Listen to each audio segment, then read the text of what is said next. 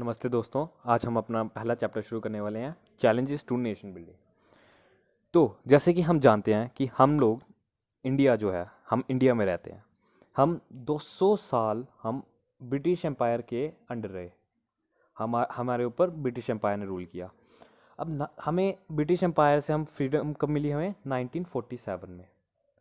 जब हमें 1947 में इधर से आज़ादी मिली तो उन्होंने हमारे साथ गेम खेली और उन्होंने हमें एक कंट्री नहीं, दो कंट्री में डिवाइड किया। जो कंट्रीज बनी, इंडिया और पाकिस्तान। इंडिया और पाकिस्तान। अब इंडिया का जो मेन लीडर जो बने ना, वो बने जवाहरलाल नेहरू। लाल नेहरू। स्पेलिंग मिस्टेक होगी तो इग्नोर करना उसे। और पाकिस्तान के कौन बने? मोहम्मद बिन जिन्ना। मोहम्मद बिन जिन्ना।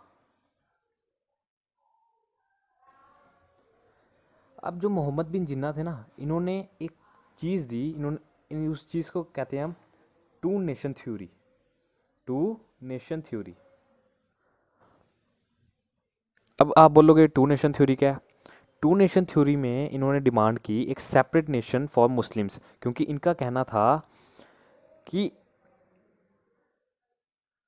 जो इंडिया है ना, जो ब्रिटिश इंडिया, सॉरी, जो ब्रिटिश इंडिया है वो एक तरह के लोग नहीं, वहाँ पे एक तरह के लोग नहीं, वहाँ दो तरह के लोग रहते हैं। और वो दो तरह के लोग हैं, हिंदू एंड मुस्लिम। ठीक है, हिंदू और मुस्लिम। तो इन्होंने मोहम्मद बिन जिन्ना, ठीक है, अब मोहम्मद बिन जिन्ना के नाम से आपको पता चल रहा है कि वो मुस्लिम थे। तो इन्होंने मुस्लिम के लिए एक सेपरेट नेशन की बात की, जिसका नाम इन्होंने क्या दिया? पाकिस्तान। क्या नाम दिया? पाकिस्तान। तो ठीक है, यहाँ तक आपको समझ आया। तो आगे हम देखते हैं कि पाकिस्तान जो था ना, उस वो अपना इंडिपेंडेंस डे मनाता है 14 अगस्त को। कब मनाता है? 14 अगस्त को। और इंडिया जो है वो अपना कब मनाता है? 15 अगस्त को। अब आप बोलोगे ये क्यों, कि जब एक जैसे बने तो अलग अलग क्यों किया? ये इसलिए हुआ क्योंकि ना हम कम्प्लीटली 14 अगस्त को आज़ाद हुए थे, ना हम कम्प्लीटली 15 अगस्त को आज़ाद हुए थे। हम इसकी मिड नाइट को आज़ाद हुए थे। तो इसलिए पाकिस्तान ने अपना सेपरेट इंडिपेंडेंस डे मना लिया, हमने अपना सेपरेट इंडिपेंडेंस डे मना लिया। तो 15 अगस्त को जब इंडिया आज़ाद हुआ तो जवाहरलाल नेहरू, जो कि कौन थे? इंडिया के जो फेमस लीडर थे, जो हमारे फर्स्ट प्राइम मिनिस्टर भी बने थे, ठीक है, तो उन्होंने एक स्पीच दी। उस स्पीच को हम कहते हैं ट्राइस्ट विद डेस्टिनी। ये अच्छे से लर्न कर लेना, ये थोड़ा इंपॉर्टेंट है। Tryst with destiny.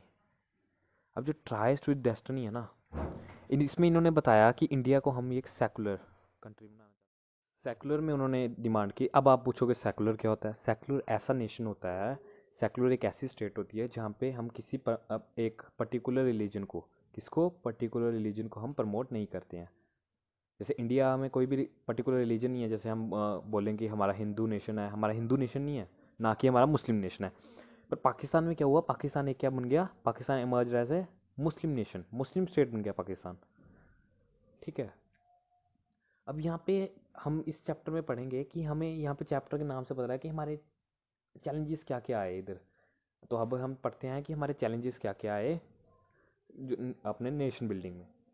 तो हमारे जो मेन जो चैलेंजेस थे ना, वो था, एक देखो आप, इंडिया कितनी वास्ट कंट्री थी, कितनी बड़ी कंट्री थी इंडिया।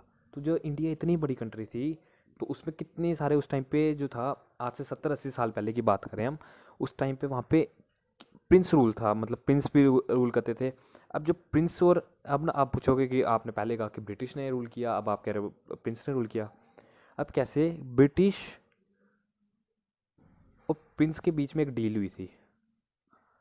जो प्रिंस, जो राजा वहाँ पे उस टाइम पे थे, उनके बीच में डील हुई थी। क्या डील हुई थी? कि जो एक पर्टिकुलर स्टेट है, उस पर रूल प्रिंस का रहेगा, पर प्रिंस किसके अंडर काम करेगा? ब्रिटिश के अंडर। तो इस हमने एग्रीमेंट को क्या कहते हैं हम? पैरामाउंट सी। क्या कहते हैं? पैरामाउंट सी। अब जब इन्होंने यहाँ पे इसको छोड़ दिया, जब इंडिया को छोड़ के जा रहे थे जब ये, तो इसने इस एग्रीमेंट को ब्रिटिशर्स ने ख़त्म कर दिया। और इनको, प्रिंसेस को, इन्होंने ये इतनी फ्रीडम दे दी कि चाहे ये इंडिया को ज्वाइन कर लें, या ये पाकिस्तान को ज्वाइन कर लें, या अगर इनका मन है तो ये एक सेपरेट नेशन खड़ा कर सकते हैं। ठीक है, क्या कर सकते हैं? एक सेपरेट नेशन। तो अब मैक्सिमम जो रूलर्स थे वो एक सेपरेट नेशन की तरफ जान जाते थे। तो उसकी वजह से अब क्या आया, जैसे कि आप इंडिया का मैप देख सकते हैं, जैसे इंडिया का जो मैप है, ठीक है, अगर लेट्स सपोज ये इंडिया का मैप है, तो इसके बीच में एक बड़ी सी स्टेट थी, उसको हम कहते थे हैदराबाद। ठीक है, हैदराबाद, अब ये इस स्टेट के बीच में थी, यहाँ आसपास पूरा इधर आसपास क्या था, इंडियन टेरिटरी थी। तो हैदराबाद का जो रूलर था, उस हैदराबाद के रूलर को हम क्या कहते हैं, निज़ाम। क्या कहते हैं, निज़ाम। इस हैदराबाद का रूलर निज़ाम जो था, ये क्या कहता कि मुझे एक सेपरेट नेशन बनाना है। ठीक है, सेपरेट नेशन। तो अब एक तो ये हैदराबाद का चलो केस था, पर अगर अब भी हम अगर उस टाइम पे इस पूरे रोल में कि सबसे मेन रोल किसका था, सरदार वल्लभ भाई पटेल। ठीक है, सरदार वल्लभ भाई पटेल का। अब सरदार वल्लभ भाई पटेल कौन थे, इनको हम आयरन मैन ऑफ इंडिया भी कहते हैं। क्या कहते हैं, आयरन मैन ऑफ इंडिया। और साथ में आयरन मैन ऑफ इंडिया, और साथ में ये हमारे क्या थे, first deputy prime minister, prime minister और फर्स्ट होम मिनिस्टर। क्वेश्चन आ सकता है, आप ध्यान से पढ़ लेना, फर्स्ट होम मिनिस्टर। ठीक है, अब इन्होंने क्या किया, इन्होंने कहा कि ये इनिशिएटिव मैं लेता हूँ। उस टाइम पे टोटल प्रिंसली स्टेट्स कितनी थी इंडिया में, 565, सॉरी ब्रिटिश इंडिया में 565। अब उन 565 को इन्होंने क्या कहा कि मैं इनको एकोमोडेट कर लूँगा, कहाँ पे, इंडियन टेरिटरी के अंदर। तो इन्होंने क्या सपना देखा, अखंड भारत का सपना देखा। ठीक है, तो अब हम पढ़ते हैं कि हमारे मेन जो चैलेंजेस थे वो कौन क्या क्या थे। सबसे पहला चैलेंज था हमारे आगे कि यूनिटी का। किसका था, यूनिटी। अब 565 स्टेट्स हैं, तो अगर ये इनको ये अकोमोडेट नहीं करते, इंडियन टेरिटरी के अंदर नहीं लाते, तो आज 565 नेशंस होते वर्ल्ड में। और अगर इंडिया, ये इंडिया को एक पर्टिकुलर इंडिया नहीं बनाना चाहते, तो इनका सेकंड चैलेंज था, वो था कि उस टाइम पे गरीबी बहुत थी। उस टाइम पे कितनी पॉपुलेशन, हम 200 सालों से तो हम अ, इनके अंडर थे, अपने ब्रिटिशर्स के अंडर थे, उससे पहले हम मुगल रूलर्स के अंडर थे। तो कितना कितना ज़्यादा हमने वो देखा, मतलब गरीबी देखी। हमेशा हमने कभी अपने उस पर रूल ही नहीं किया, खुद कभी इकनॉमी पे अपनी वर्क ही नहीं किया। तो इसलिए हमारे ऊपर सेकंड चैलेंज था कि पुअर का, मतलब प्रो वेलफेयर होना चाहती थी सरकार जो थी हमारी, वो प्रो वेलफेयर होना चाहती थी। सेकंड चैलेंज हमारा ये आ गया। और थर्ड चैलेंज था कि एक डेमोक्रेटिक कॉन्स्टिट्यूशन बनाना। ठीक है, हाँ, कि कॉन्स्टिट्यूशन तो हमने बना लिया, मेन प्रॉब्लम थी डेमोक्रेटिक कॉन्स्टिट्यूशन बना के भी, पर उसकी प्रैक्टिसेस को लाना। मतलब अगर हम, जैसे अब हम सुनते हैं कि हाँ ये काम कर लेंगे, हम ये कर लेंगे, पर जब करने लगते हैं तो बहुत सारी डिफिकल्टीज आती हैं। तो मेन चैलेंज ये भी था कि हम डेमोक्रेटिक प्रैक्टिसेस लाना, प्रो वेलफेयर बनना है, और यूनाइटेड करना है। और यूनाइटेड में हमने एक और पॉइंट हमने मिस कर दिया है, वो क्या था कि हमारे पास लैंग्वेजेस बहुत ज़्यादा थी, कल्चर बहुत बड़ा था, कंट्री बहुत बड़ी थी हमारी। वर्ल्ड की अभी भी हमारी सबसे 7th नंबर पे सबसे बड़ी कंट्री आती है। तो कितनी बड़ी कंट्री होगी हमारी, जो आगे का हम देखेंगे अपने पार्ट 2 में।